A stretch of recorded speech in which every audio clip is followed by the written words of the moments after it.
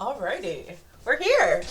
We are here for another episode of the Every Which Way podcast. Hi, welcome back, or welcome to this episode if you're new. My name is Dana. I am the host, the editor, which, explains the lack of editing, actually. And, yeah, it's wonderful to have you guys. Oh, excuse me. I'm so sorry. Hello. For those of you who are watching this episode on the Patreon, if you look back here, I rearranged things a lot. I got a new cabinet, so, okay, listen. That cabinet, which is a green one with, like, it kind of looks like a bread cabinet, like not a bread box, but an actual cabinet, like a little bit. If that makes sense, maybe, if I'm thinking it right. But someone put it out to be taken away and collected with the garbage. And because I'm a dirty little bastard, I saw that and I was like, I want that. So I got it. And let me tell you guys, cleaning it and pulling it up the stairs by myself and trying to be quiet so I don't wake up my partner was quite a feat. Quite a feat indeed, but well worth it. And I'm very happy.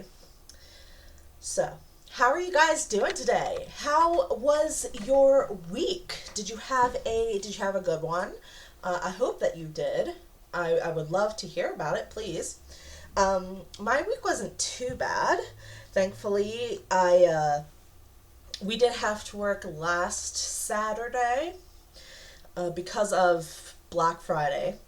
And while we also did have to work Sunday, my work partner took on the shift herself because it was only for 4 hours. So, which was very kind of her and very wonderful because I had circle that day. So yeah. I'm currently drinking crock pot hot chocolate in my new tiny little mug that I got today at the Sacred Moon Circle open house. There were a couple vendors there. One was Honey Toes Pottery, and I got this little mug. It's a little red one, and it's got a croissant handle, which is adorable. And it says, "Life is pain, all chocolate." So I had to put my crock-pot hot chocolate in it. And I put a little bit of Dew Cooper butter shots in it as well. So if I seem a little weird or rambly, it's because I have alcohol in my bloodstream.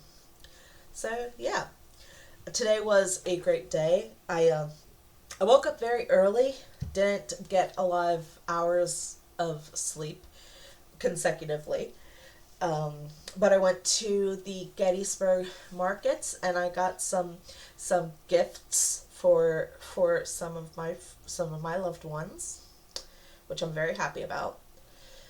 And then I went to the Sacred Moon Circle Apothecary Open House, which was wonderful.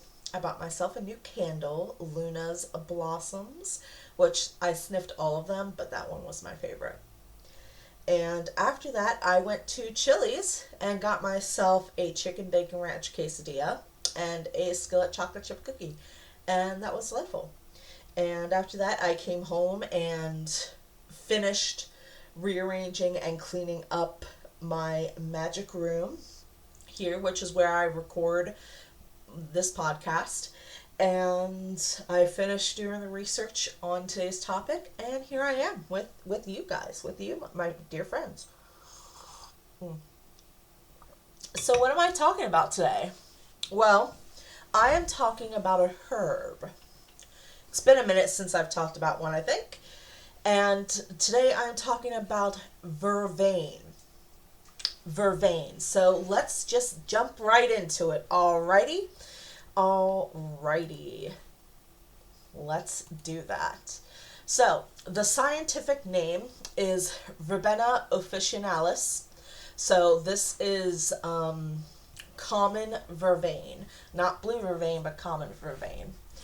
Its other names are verbena, common vervain, common verbena, simpler's joy, Juno's tears, enchanter's plant, pigeon's grass, pigeon weed, herb of the cross, wild verbena, wild hyssop, Indian hyssop, mosquito plant, Isis's tears, devil's bane, holy herb, and iron weed. A nice long list. It is part of the Verbenaceae family, and I know I mispronounced that, I'm sorry, which consists mostly of tropical flowering plants that have an aromatic scent. This family includes 32 genera or genus and approximately 800 species. So this is a pretty hefty family. And the herbs, trees, and shrubs are recognized by their heads or clusters or spikes of small flowers. This is a plant that is native to Europe, the Middle East, India, China, the Mediterranean, and Northern Africa, but has become naturalized all across the globe, making it a very common plant. It was actually brought over to the Western Hemisphere by colonists. They brought over the seeds, and that's how it spread to the Western Hemisphere.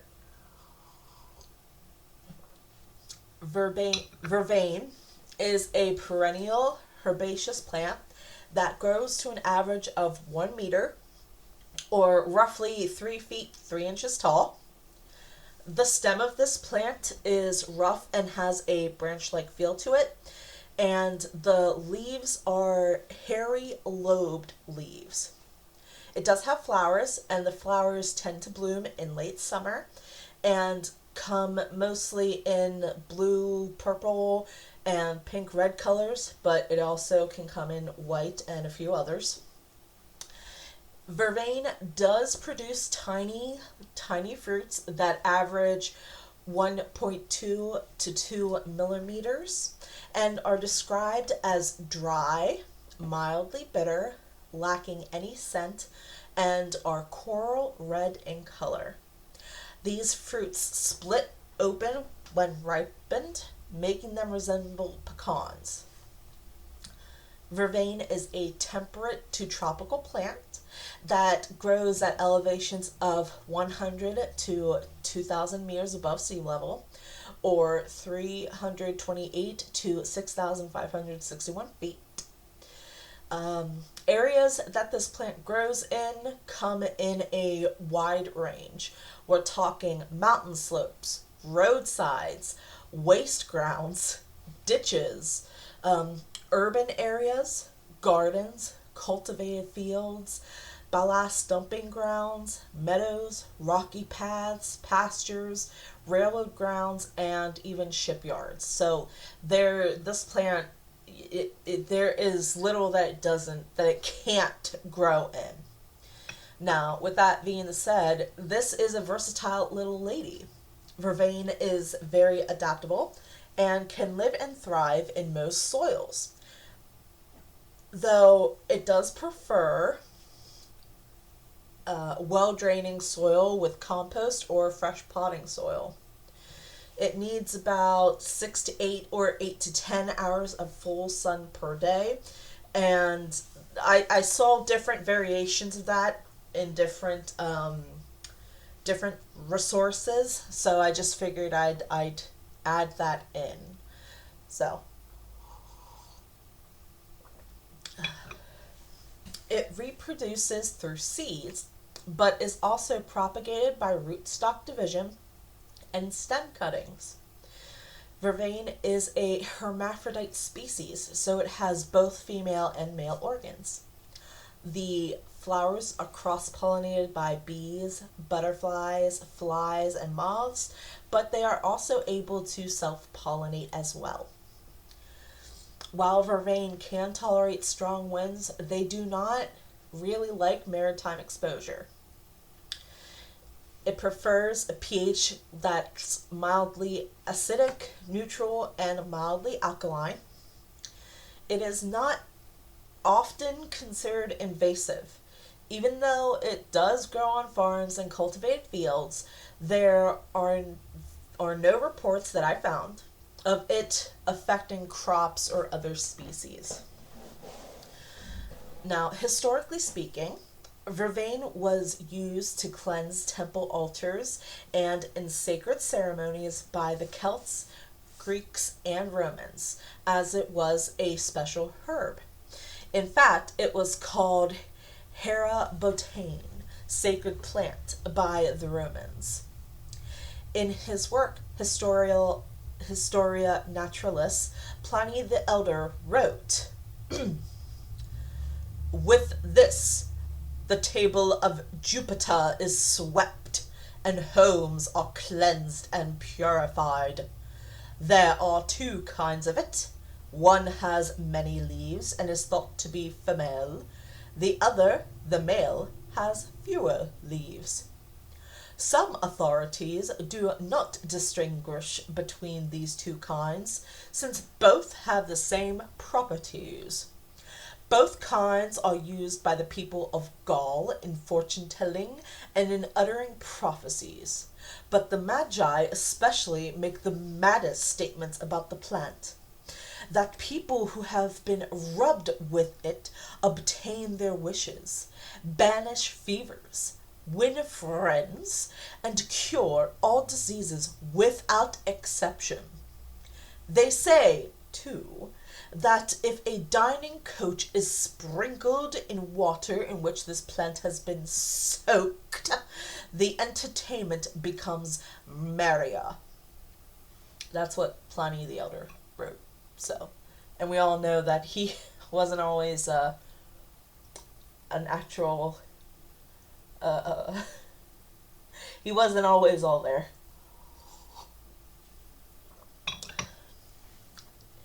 Vervain has been tied to the goddess Venus, Aphrodite, and it's believed by some that through this connection it got the name Vervain. However, it's also said that it gets its name from Vervain, the Celtic term that means to drive away stones, due to it being used to treat kidney stones. It was used medically for all sorts of issues, including womb pains and as a pain relief during the post-birthing period, also called confinement in antiquity.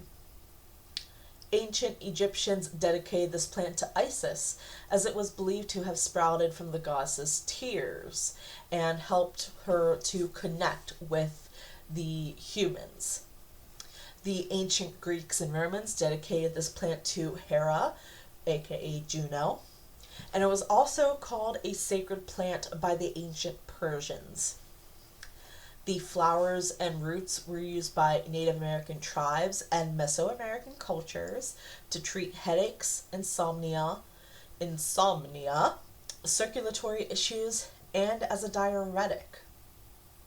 According to Christian lore, Vervain was an herbal treatment for Christ's wounds from the cross, which is how it obtained the name herb of the cross or holy herb. The leaves and stems are analgesic. They act as painkillers. They're antibacterial, anticoagulant, which means it prevents or reduces blood clots, antispasmodic, astringent, meaning that it shrinks or constricts body tissue, deputation, it detoxifies, helps to detoxify, or diaphoretic, so it induces perspiration, mildly diuretic, so it causes increased passing of urine, emmenagogue, meaning that it stimulates menstrual flow, galactagogue, so it helps to increase breast milk production, has also been used as a stimulant, and a vulnerary, which means that it helps to heal wounds. And the roots are used as an astringent and were used to help treat dysentery. So this is a medicinal plant. It's not just one for deities and the like. It has been used for medical purposes over a long period of time. Topically, so as far as like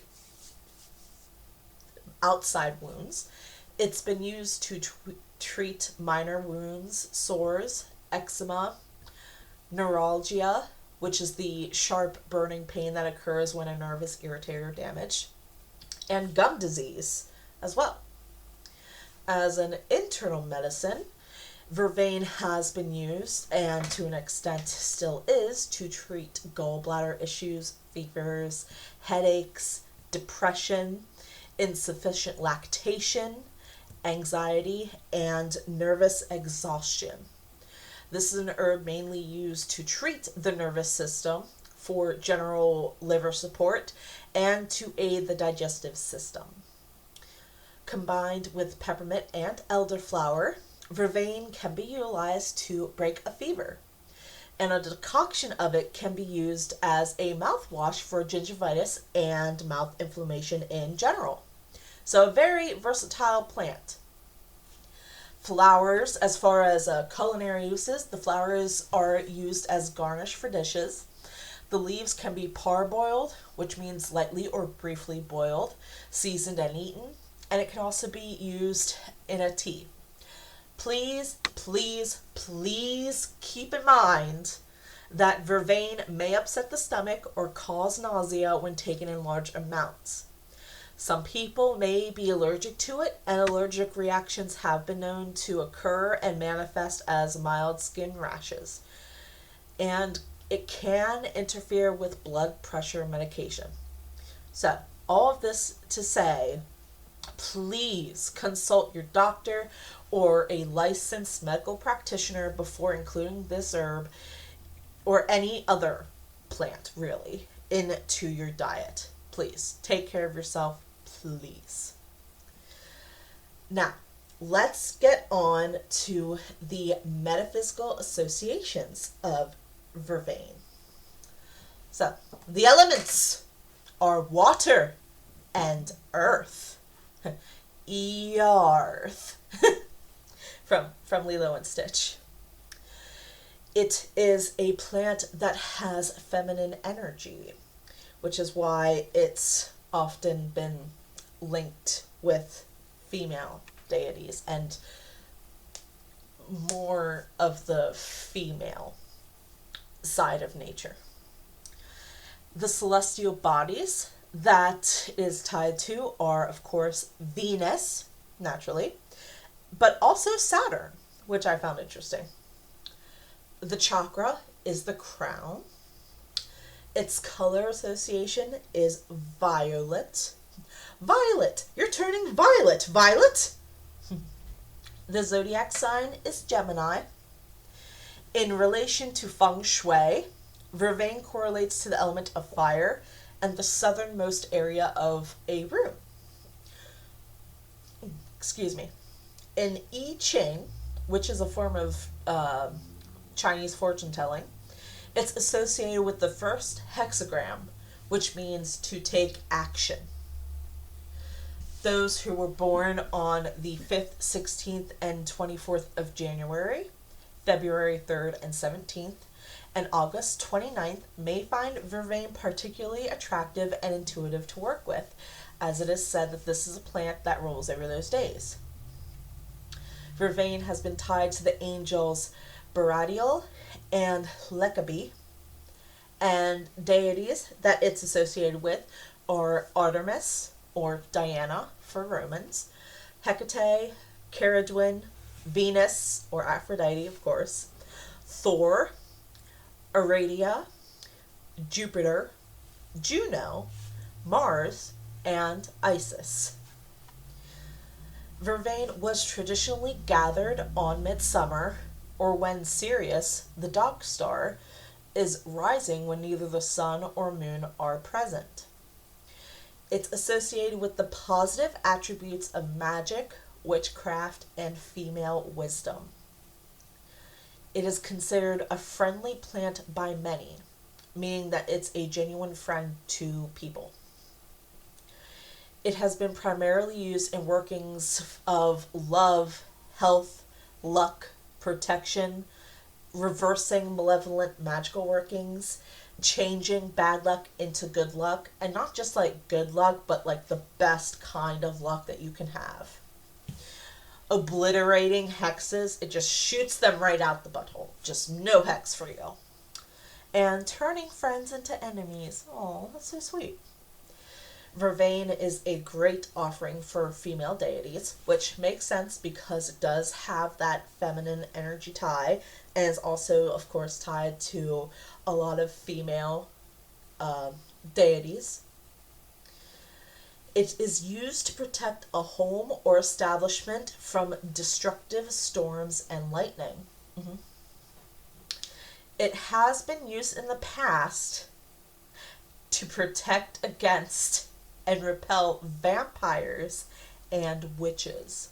Can I just say that I personally find it kind of funny whenever I'm doing research for like a herb or a crystal or anything really, and it says this helps to protect from witches in the past. It makes me funny. It makes me funny. It makes me laugh just seeing that and just being like, that is funny, isn't it?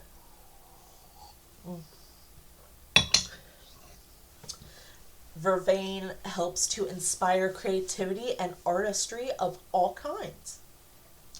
This is a top-notch herb to use in sleeping. So if you have sleeping issues and you want to do like a little herb sachet or something like that, Vervain is a great herb to include in that. And the last thing that I have is wearing a sprig of Vervain and confronting a suspected criminal is said to prevent the suspected criminal from lying about the crime, which I find very interesting. And there you have it. That's what I got on Vervain. I like that plant. I think it's a fine young lady and very versatile. It's got a lot of uses, not just medicinally or culinarily, if that's even a word, but I think it's a great herb to use to work with most female deities. I don't really think any of them would be offended to have it as an offering, if that makes sense. So yeah. That's all I got for you guys. Now, with it being the back end of 2024, I do want to let you guys know that the 23rd, I am taking off due to the holiday. So the week of the 23rd, or the week of Christmas, you won't be getting an episode. I did this last year. I'm going to continue the trend. So, yeah. But I do plan on having an episode on the 16th and the 30th. I'm even thinking of doing a bonus episode of something a little spooky. You know how much I love my spook. I do love it very much. And yeah. Before I go, I want to thank you for tuning in to this episode of the Every Which Way podcast. If you are able to donate any sort of money, I do have a Patreon, patreon.com// Every Which Way podcast. I have tiers ranking from $1 to $3 to $6 to $9, if you're able to, but no pressure at all. But that being said, share this podcast with anyone and everyone. Hey, you got a sister that wants to learn about some things, throw this at her. You've got a overly Christian neighbor that likes to put her nose in your business, throw this at her.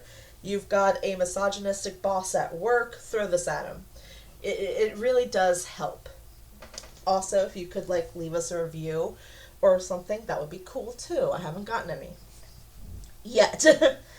And look me up on social media. I am on TikTok and on Instagram. My username is Witch of the Gathering on both. So, yeah. But even if all you do is just listen, thank you. I really do appreciate it. And I hope that you guys learned something. Because I know that I've been learning a lot.